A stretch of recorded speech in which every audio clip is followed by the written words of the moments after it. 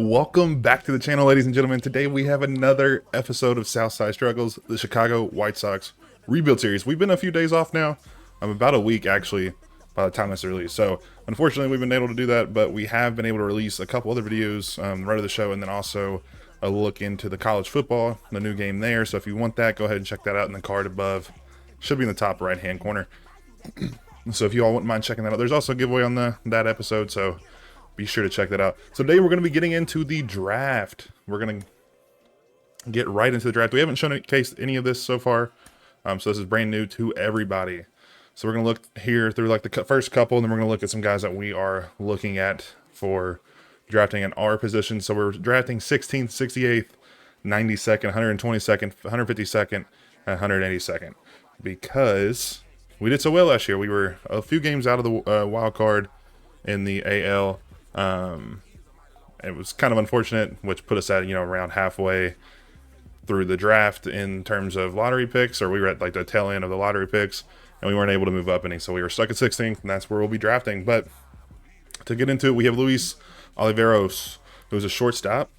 Looks like he'll be going to the Athletics unless they go out of left field. I did scout him just because I wanted to see what he's like. He looks pretty good, fast, good fielder. Hitting's going to be but he looks to be good all around. Number 2 is Felipe Ramirez, who is a starting pitcher out of Indiana, of all places. 5-pitch mix, not terrible. Velocity is actually better on the 2-seam than the 4-seam. Interesting. Looks to be a decent player, but not very. We didn't scout him at all.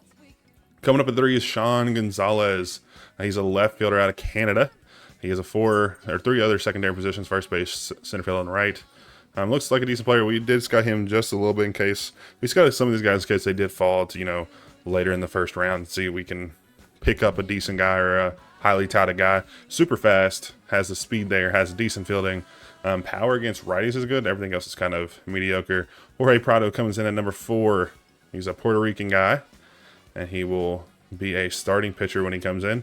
Stamina looks good. Walks per 9, but that break and velocity is just not really what you're looking for out of a starter, especially a young guy. Crew Bryan, the closing pitcher, first closing pitcher, which is strange for the last few years. There's been so many closing pitchers up front. It's been kind of insane, actually. 4-pitch mix out of Louisiana. He'll be slotting in number 5. Otto Jones is number 6. And he's a starting pitcher out of Georgia. 3-pitch mix, nothing too crazy. Velocity not too bad, 97 on that fastball. He tops out on. Looking at Percy Torrero, a Washington native, that is a starting pitcher as well. So there's a lot of starting pitchers. A little short guy, or not, a little shorter of a guy, especially for the starting pitcher position. Stamina good, pitch break is very good. Velocity, not the best, but manageable. Mid-90s on that fastball. Our first relief pitcher, Jason Finch, will come up. Has very good intangibles as a pitcher. Has really good arm strength, but his velocity is not very high. Very interesting. But then he throws 98. So I don't really know what's going on there. Man, it's something they can develop a little bit more. And he has a cutter, changeup, curveball. Alfonso Perez slates in at number 7. We have him 9th on the board. He is another starting pitcher.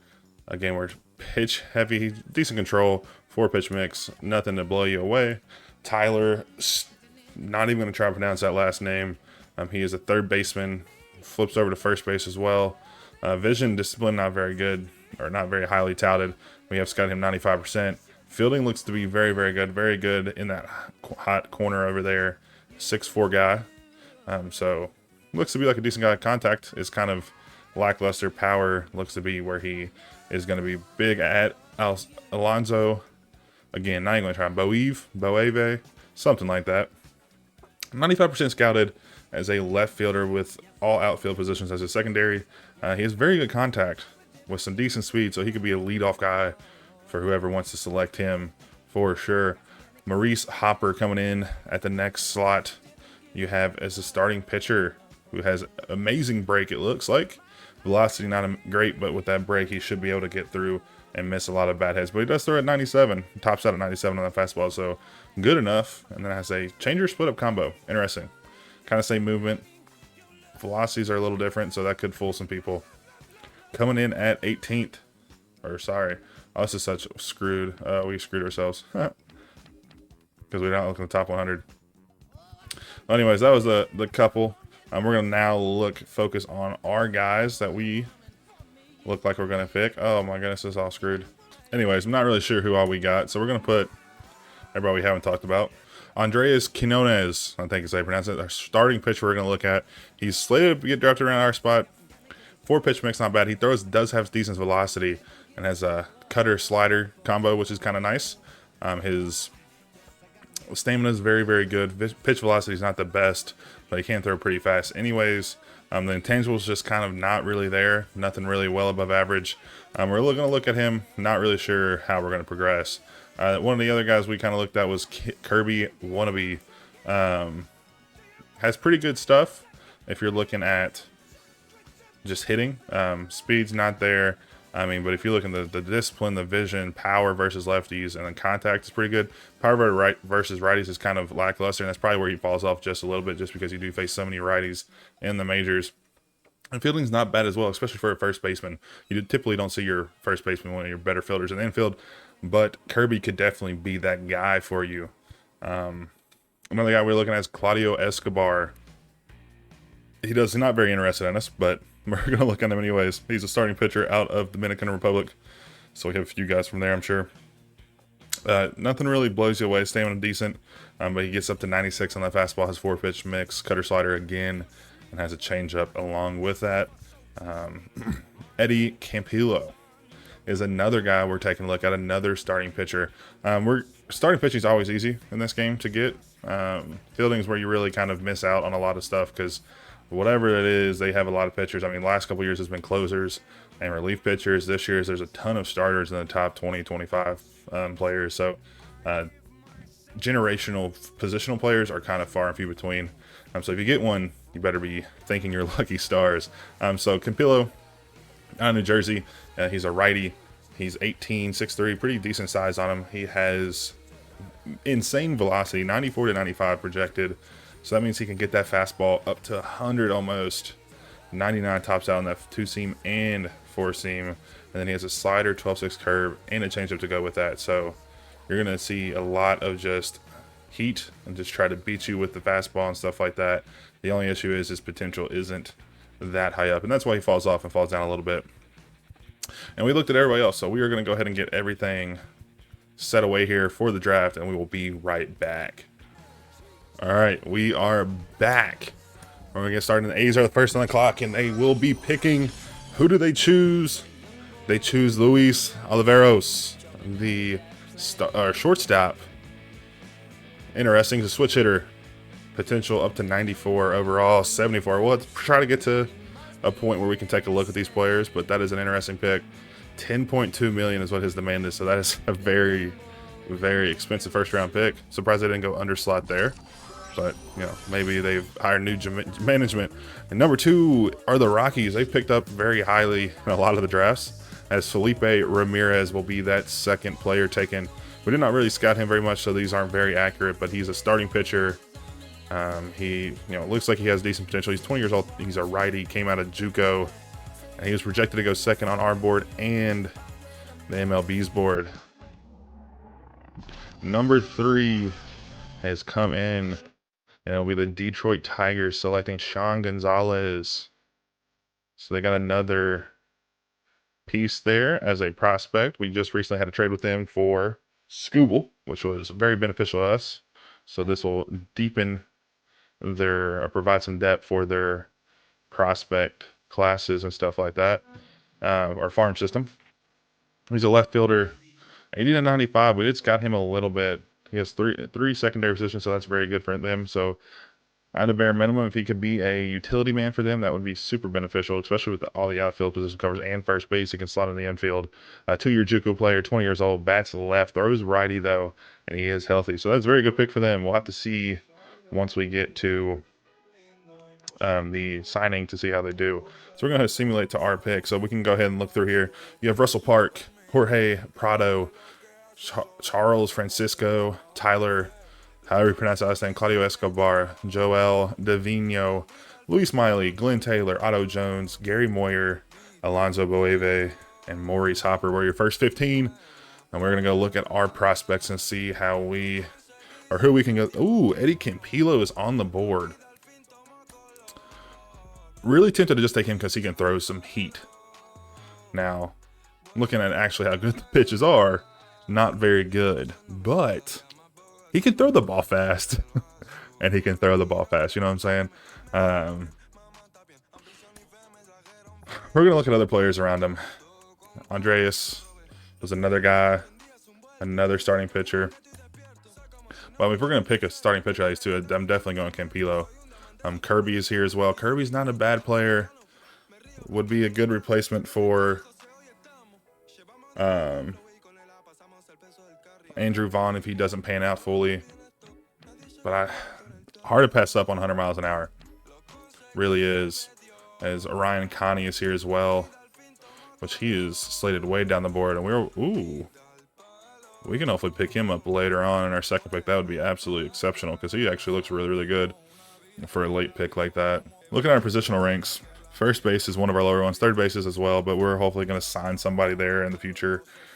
Center closing pitcher, but we already have a good backup there. Right fielder, our right fielder right now is fine. He's a Golden Glove or Gold Glove guy, so it's kind of why we have him there. Who do I want? Who do I want? So I think we're going to go with Eddie and see if we can get Kirby down the line. I think that's what we're going to do. So with the 16th pick, we draft Eddie Campilo. It looks like he's going to be signed around $4 million. So if we can get him a little bit under slot value, but we'll have to wait and see on that. So looking here, we're going to look through these, just scroll through these really quickly. None of our guys were picked then, or even in the second round. Kirby was selected at 38th. So we're going to keep an eye on him later on, see if we made the right decision. And here is this a second round? Did we not get a second round pick? What? We got a competitive balance second round pick, but not a regular. That's interesting. All right, looking at our prospects. Who did we want? Oh, the pitcher. Is he still here? No. Frick. So, we'll probably end up picking Michael Schwartz just because he can play everywhere. Decent fielding, and then he's fast, and we need a speedster. So he could be a utility guy plus a pinch runner, which would be very, very nice for us. Just kidding. Who is this? Oh, Brian Cutler. I think that's who. Yeah, Brian Cutler was a guy, I think, right? So who's the speedster? Schwartz. So Schwartz is slated to get picked, what, 90th? And we're 92nd. Cutler is slated to get picked 65th. He's a relief pitcher, though. So that's not who we were looking at earlier. We do need relief pitching. That is one thing we always need. We don't really have a lot of depth there. A lot of guys that are actually really good. We just have guys that are kind of meh all the time. So it would be nice to get Brian Cutler. But honestly, I don't think I can pass up Michael Schwartz. He is a little older, 21. But he can play pretty much anywhere, and he's fast. So even if we have to burn a spot, at least we'll be able to get a guy that can play anywhere in the field and then also be able to slot in as a pinch runner when we need him to be. So I think that's who we're going to go with. We're going to draft Michael Schwartz with the 68th pick. Hopefully that pans out a little better. If he can get a potential above 85 and maybe a higher overall into like the high 60s maybe, that'd be super beneficial for us for sure. Moving on to our next pick, as we will not be able to draft Cutler. And we are getting to the very thin portions here. Oh, Manuel Sanchez, though, a first baseman with decent potential. Not very good stats, which, you know, as a slated, 192 pick, doesn't surprise me. We're going to leave him on the draft board for sure, just because I feel very comfortable that we'll at least see him down at least another 2 rounds. Relief pitcher Herb Pip.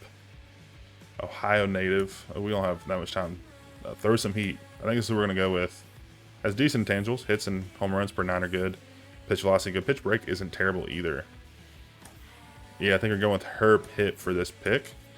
At number 92. He's a little cheaper too, so we're trying to save some money, sign some guys in the offseason if feasible. Eric, where is... Oh no, he got drafted. Where did he get drafted at? Somebody drafted the guy we were going to draft. Did they? No, Manuel Sanchez. We're going to go ahead and draft him just because it's insane potential, so hopefully we get lucky here. and he turns out better than what he is slated. He is only 90% scouted, so it is feasible. I mean, honestly, even if it's 100%, it's still feasible.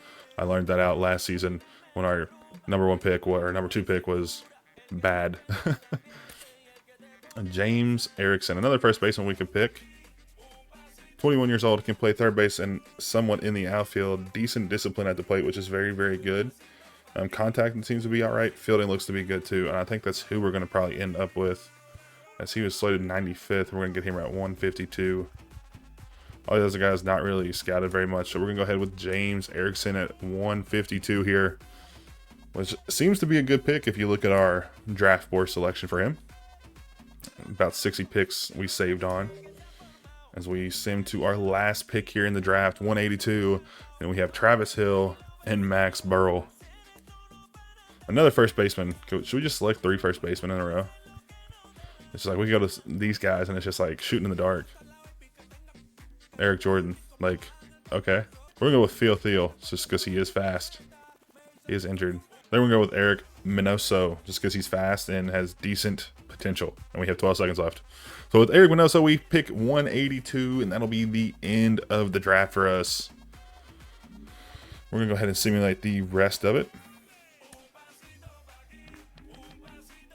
I'm looking here.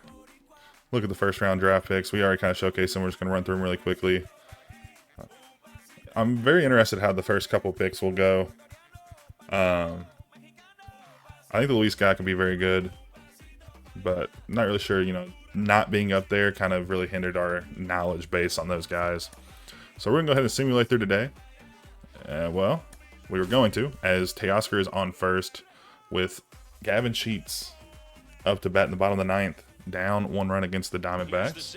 Sheets batting 240 with a 750 OPS or 749. He's facing Alex Lang. Ooh, he fouls that sinker off. 2 or no outs here, 1 on. Take ball 1. So Teoscar Hernandez is always coming clutch for us. Like in this situation, getting on is super beneficial. So we see, oh, his sinker's disgusting. Holy, that was a good time. So look at that. Look at that. Just nowhere close.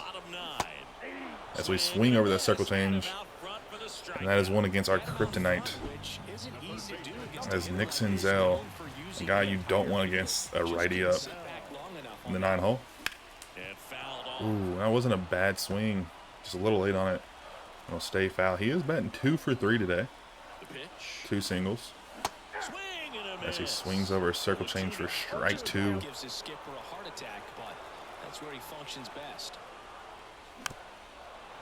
Fouls that circle change off. As we're contact swinging just to stay alive. We don't want to strike out again. We're fighting anything that comes close to the zone. We're expanding our zone a lot just so we're sure to not get rung up on one as we take the first ball of the at-bat. I'm debating on sending Teoscar on a run here for ball 2. With 2 strikes, may see some movement over there at first base, trying to stay out of the I think I'm going to steal with Teoscar. He's got 73 speed, and he goes up in the air, so we're going to have to run back to first. Oh, goodness. And that'll be a easy pop out behind second base for the shortstop. As Torres, who's leading off today, comes up to bat with 2 away. He's batting 2 for 4.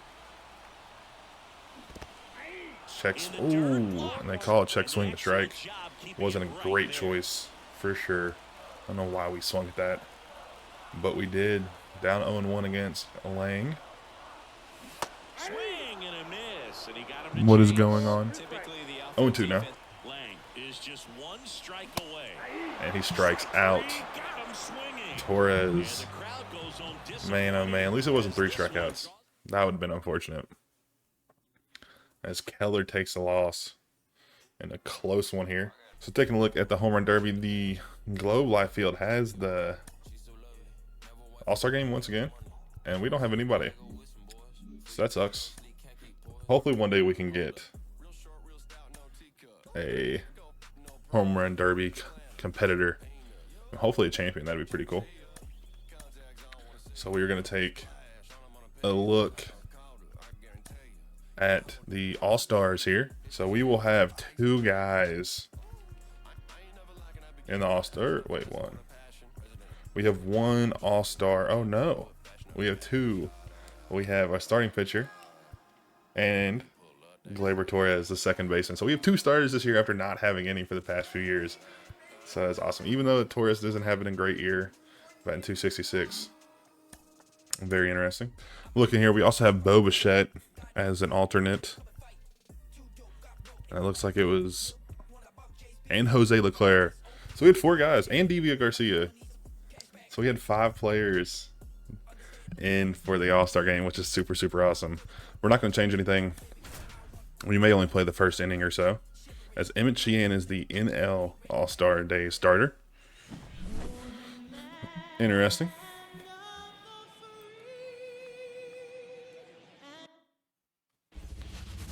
As you can see, pretty cool cutscenes. As we will get this first inning started against Trey Turner. Oh, and we get the first pitch swing, and that'll be deep into center field, but Rodriguez will make the play. This is our first All-Star game that we are playing in totality. You may not play all of it, but we'll give our guys some shine. We may simulate some. We'll probably go through the order one time just so we can bat with everybody, face everybody one time as well. But Jesus Luzardo is actually on pace to win a Cy Young this year, which is insane. As we get strike 2 on that squeeze bunt, as he misses completely. Fouls off a fastball up and a win. But he's on pace to win a Cy Young. He's in the voting, or lead in the voting so far, halfway through the season, which is absurd. It'd be our first Cy Young since, I don't even know when the last time the White Sox won a Cy Young, so we would have to look that up. But if he can do it, it'll be a great season. I mean, he's done so well so far, so I'm excited to see if he can get there. As Lau will range in from right field and put that one away. We have 2 down so far. Juan Soto, one of the scariest man. He's batting 347 on the season. We'll look at that. Strike 1. The 347 is insane. What in the world? I could not imagine. I don't even... The highest we've gotten is like... I don't know. Torres batted like 320 last year. Still 347 is insane. And that'll be a 1-2-3 inning for Luzardo, and that is why he is on pace to win a Cy Young. Some of the best players in the league, and he sits them down in order. As Josh Lau, our right fielder for today, will be leading off the game for the A, or the AL. What in the world was that swing, though? As I said, Emmett Sheehan, which is a Dodgers young player and prospect pitcher, is the starter for the National League. As we check swing here. And he is, I think he's on pace as well for the Cy Young, which would give the Dodgers 3 Cy Youngs in a row. It was, who was it? Ooh, that's deep on that hanging changeup. It was Yamamoto the first season, then it was Shohei last season. And if Sheehan wins it again, they'll have a 3-peat in the Cy Young. That would be crazy. Fouls off another full count.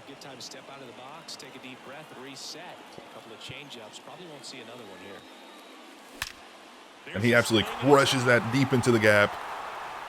That'll be a lead-off home run for the American League, and we're up 1-0. 405 off the bat, 107.2. Sheehan knew he left one up in the zone. And that is an absolute colossal hit to start the game for Lau.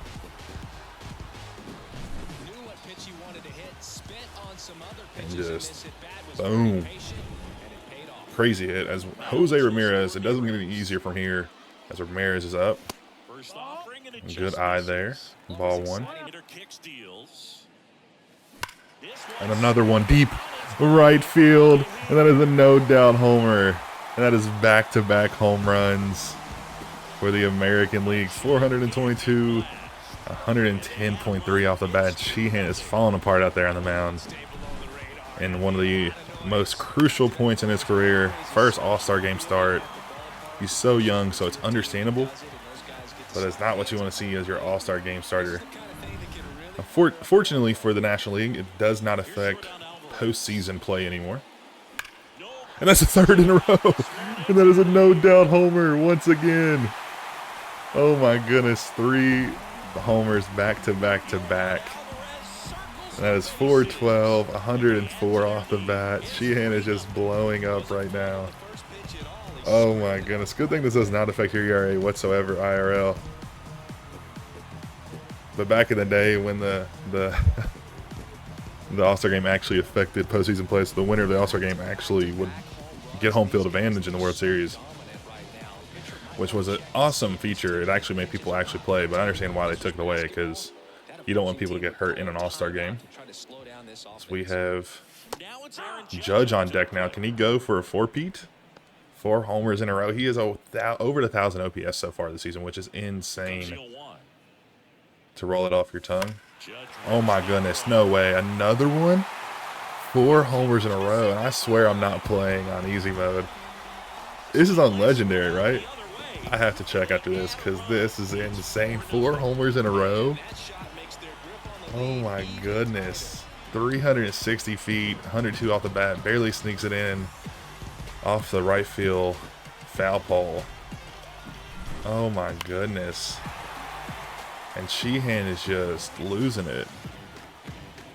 Yeah, bounces off the foul pole right there.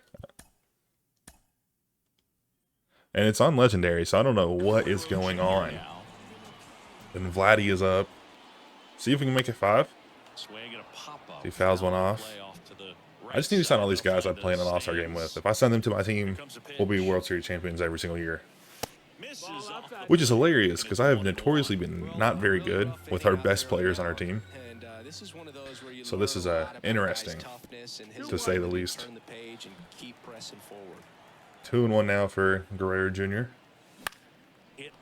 Oh, and he does not get the 5th homer of the inning.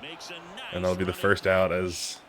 Is that Soto? Yeah, Soto out there makes a good play. As the hometown boy, Corey Seager. I think he's still at the Rangers. I'm not sure. Oh, that could have been the 5th home run of the inning, as he fouls all that changeup in the zone. Oh my goodness. As he grounds one to first base in the shift. That'll be out number 2 for Freeman. Yanier Diaz will take it. He's been 339 as he fouls one off behind the catcher. Strike 1. He's our All-Star Day catcher. Interesting. And he flies that one out to third base. So after an absolute insane start to the inning, we are leading 4-0. 4 homers, 4 solo shots off of Sheehan here, as Luzardo has a comfortable lead going into the second, and he will face former MVP, 2-time World Series winner, Mookie Betts. Actually, I don't know if he's 2-time anymore. He might be 3-time World Series winner. Not sure if the Dodgers have won one. He'll be outnumbered at 1 pitch at bat. That's back-to-back innings. We started off with 1 pitch at bats.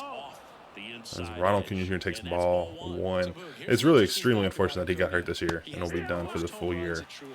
He's one of the best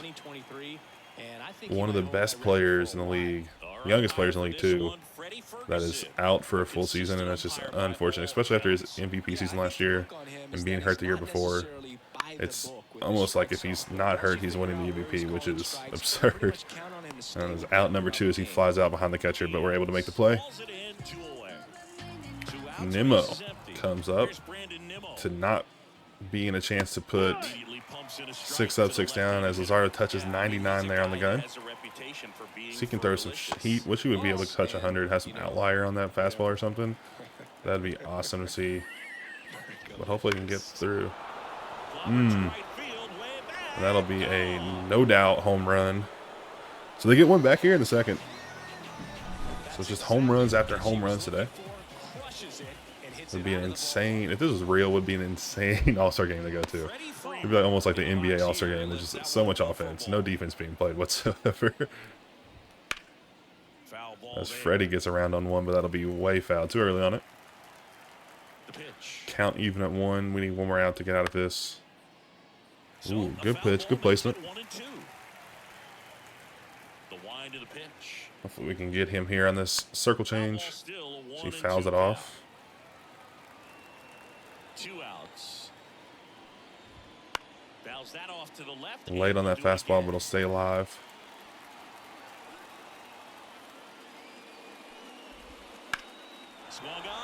Ooh, going oppo, but Alvarez should be able to make the play. Oh, he doesn't. He botches it. Ugh.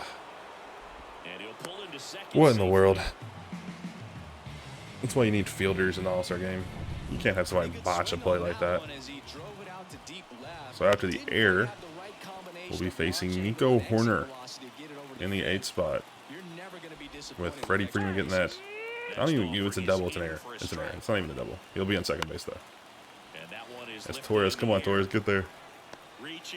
Torres will make that play, thankfully. And we're out of the inning. So honestly, it's probably going to be the last inning we play. So let's see if we can do that. They keep Sheehan in for whatever reason as we get a first pitch. Hanging curveball. As we get a single through the infield. Still have Sheehan out there as we send Rodriguez.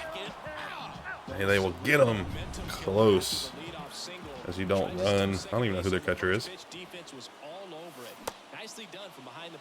Check swing. Oh, as they call it, strike one on our boy Torres. 0-2 here. Strike 3 as we swing through that fastball for the first strikeout of the game for Sheehan. But we are back around here to the top of the order, which started a 4-run succession to begin the game, but that will not continue here. He did have good timing, but just wasn't able to place the barrelhead, and that will be out number 3 into the second. And we're going to go ahead and simulate here to the end of the game, hopefully to the 9th inning, to see if we can get our pitcher or closer in. We'll have to see. So we're up here 10-4, but we're going to put Jose Leclerc in anyways. I hope you can't get injured because he is no warming. That would actually be terrible if we hurt our own pitcher in the All-Star game. We throw 1-1 back, ball and strike back to back. Yeah, if we hurt our freaking closer who's having an insane year because we want to use him in the All-Star game, I'd be so upset. As Langford will range to his right to make that play. Out number 1. It's a pinch hit for Ezekiel Tovar. Ooh, they don't give us that call there at the bottom of the zone. Ball 1. So we run it back up top. 97 on the gun for strike 2. Or strike 1. And a foul ball. Base is empty, 1 away. You're at the top. We're going to throw a 2-seam, which we'll probably regret. We do not regret it this time. As Keith will field it up there at first, or shortstop, and throw it to first. Out number 2 as Belly. No, that's Nolan Jones. It looks like Bellinger. As we get strike 1 called on the corner. Strike 2 swinging on the fastball up and in. Coming back with a cutter. Oh no. Langford, get there. Oh, third to second. If I would have realized sooner he was running, I would have thrown it straight to second. That'll be an interesting double as Nolan Jones gets a kind of bloop hit double in a way. Wasn't a great hit by any means.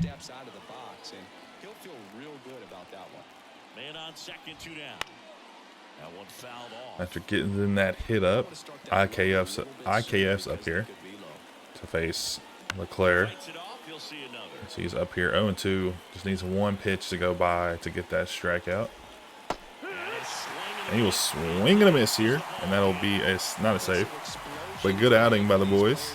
I mean, starting off the game with 4 home runs is absolutely absurd. There's one of them. There's another. And there's a third. Jeez Louise. All the highlights are just homers. So we're going to go ahead and simulate here to the end of the month to see if we can get our players to sign. And we'll showcase, some of the guys throughout the league and who we kind of wanted and kind of stuff like that. So let's get started on that. As our Royals have offered us here on All-Star Weekend for Andreas Cabrera Sounds familiar. Yeah, we drafted him last year, I do believe. He's having a good year, 217. Not the greatest overall. Potential's not great either, but he has improved a little bit for J.D. Davis, a third baseman. Nah. Older, 32. He'll be a free agent next year. This doesn't really provide much for us. I would rather keep Senzel and our prospect. As Zavala has finally returned from injury, we're going to keep him active. The Guardians offer us another trade for relief pitcher James Karinchak. I'm assuming that's how you pronounce that. He's 30. Not a great ERA this season for Michael Kopech again. We took him off the thing. I don't know why they keep trading for him. We're not trading Kopech this season. As we're getting into a situation with Torres on to bat. Down here, 1 against the Yankees in New York. With 2 on. 1 away. We're facing Marinaccio, whatever how you pronounce that name, Ron. We're facing Ron. As Torres is facing his old team as he gets one deep into right field. We're going to be able to tag up here. That's George Springer out there with a weak arm. It won't be close as Senzel advances up to third base. So runners at the corner with 2 out for Bo Bichette. There's a sac fly today. Hopefully he can get his first hit here to bring in that tying run. Ooh, good pitch. There, and that'll be strike number 1 looking.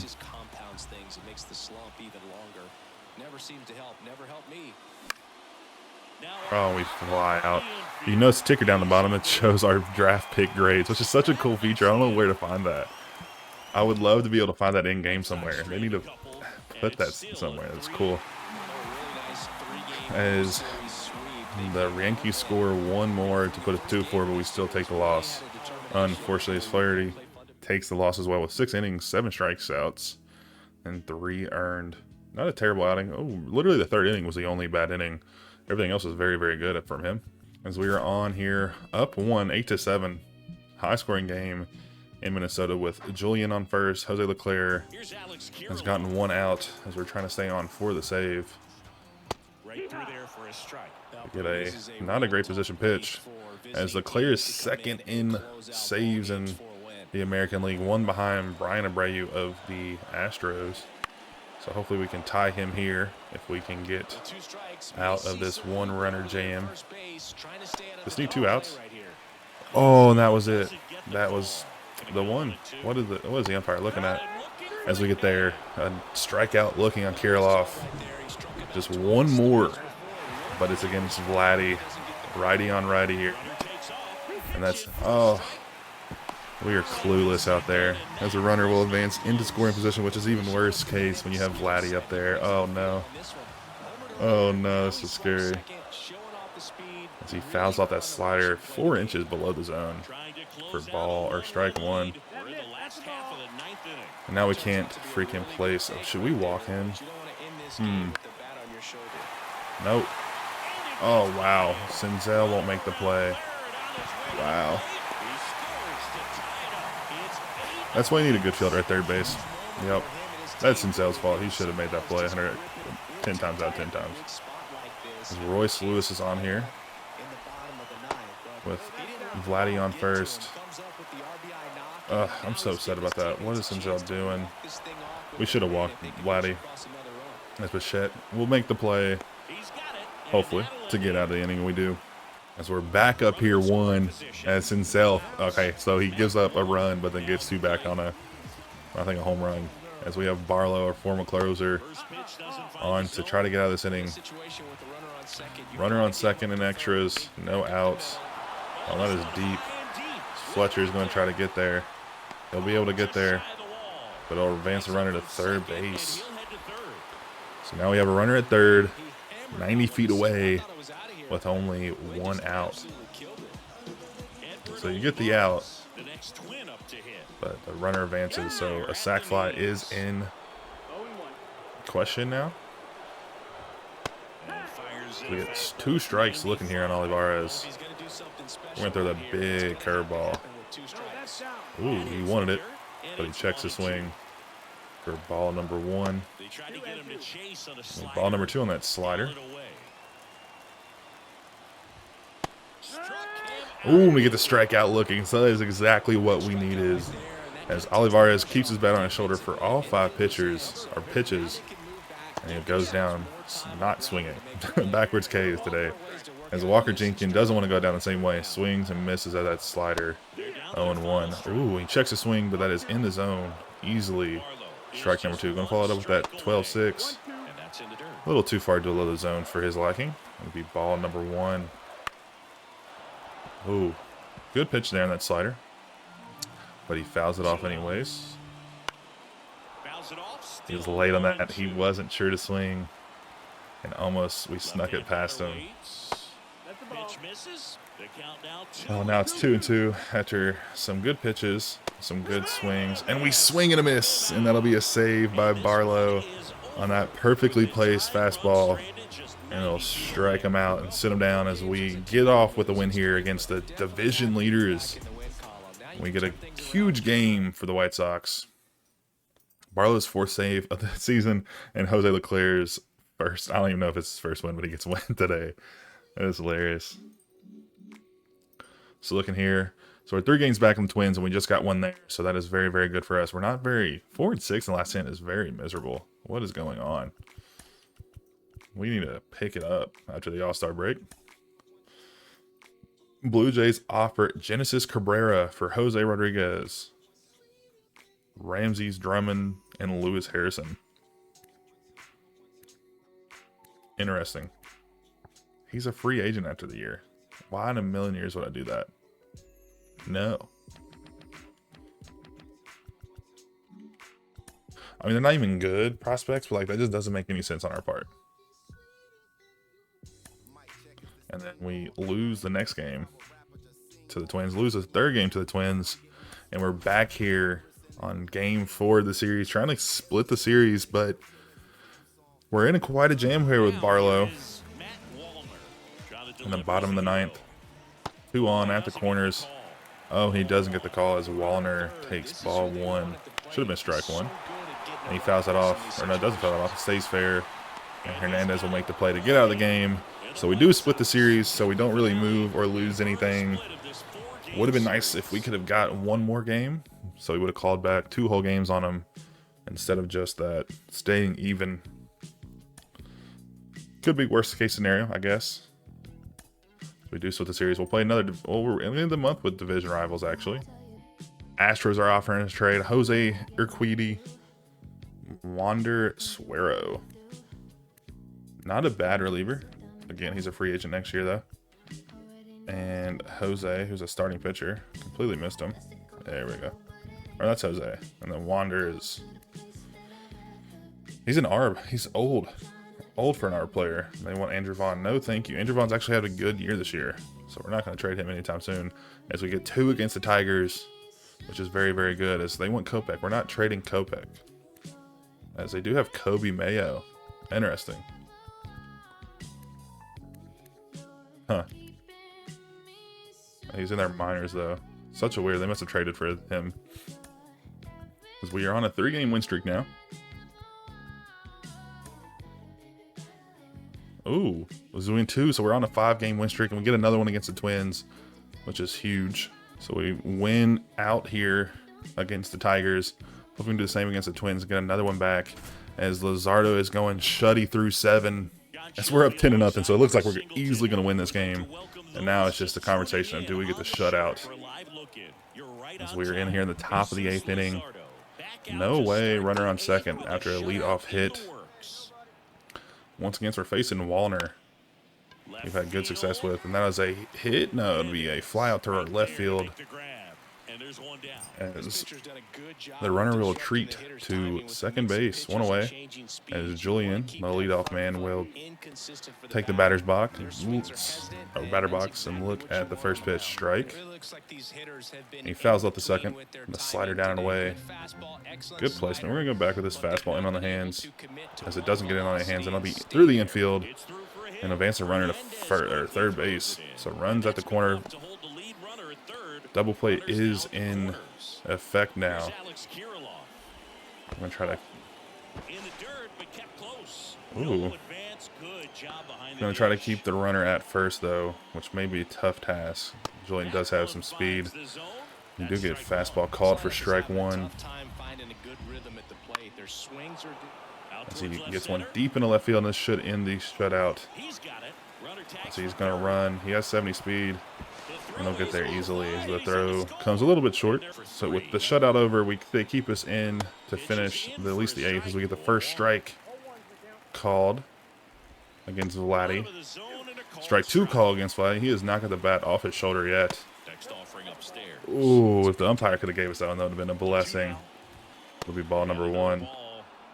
He doesn't swing there. Vladdy just doesn't want to swing today, it seems. He swings there, and that's early on it. That'll be a ground out to first very easily, and that'll be the end of the 8th. Do they take us out here? It doesn't matter as we end the game here as the Twins get 2 runs in the 9th. But we had 10, so it wasn't even a worry as Robert Jr. is the player of the game. 3 for 5, 4 RBIs, 3 singles. So very, very good from him. Hopefully he's kind of turned it around. So we get 2 against the division leader, and that should be very, very good, trying to put us in first place. So 2 more games here. And we get 1. We're coming here, our last one. Late game situation against Class A. That should be the last moment of the episode. 68 and 42 so far this season. Very, very good from the White Sox. Torres is on, 2 away, 2 on. He's only 1 for 4 today against Class A. He takes ball 1, 99 cutter at the feet. And that is not what you want to see on that radar gun. 99 is insane. Then he throws that slider. Oh my goodness, it looked like it was going to be a cutter up in the zone. 1-1 now. This is where they earn their keep. At the belt and fires. Just that slider cuts into the zone again. 1-2. It's just that's impossible to hit, man. Oh my goodness. As we're just swinging early to stay alive, trying to at least time up the fastball, the cutter, and then we foul off that slider down at the knees. And we get under that one, and it'll be the end of it as the Guardians come in to steal one in Chicago. So after this one, no. So with that, we're still 3 games back. I don't understand how that's possible, but we're still 3 games back on the Twins. So let's go and take a look here. So let's take a look at the draft picks. Campillo, 67 overall. Pip is 64 overall, so not bad. Oh my goodness. Sanchez is 39 overall. That was not a great draft pick. Nobody has really great potential, so kind of be expecting when you're drafting so high in the league. But that'll do us for this in this one. We're going to take a look at the rest of the league at the start of the next video. We're getting a little long-winded in this one. So I appreciate y'all tuning in. Don't forget to drop a like and a subscription down below. So again, thank you all for tuning in for this one, and I'll see you all in the next one.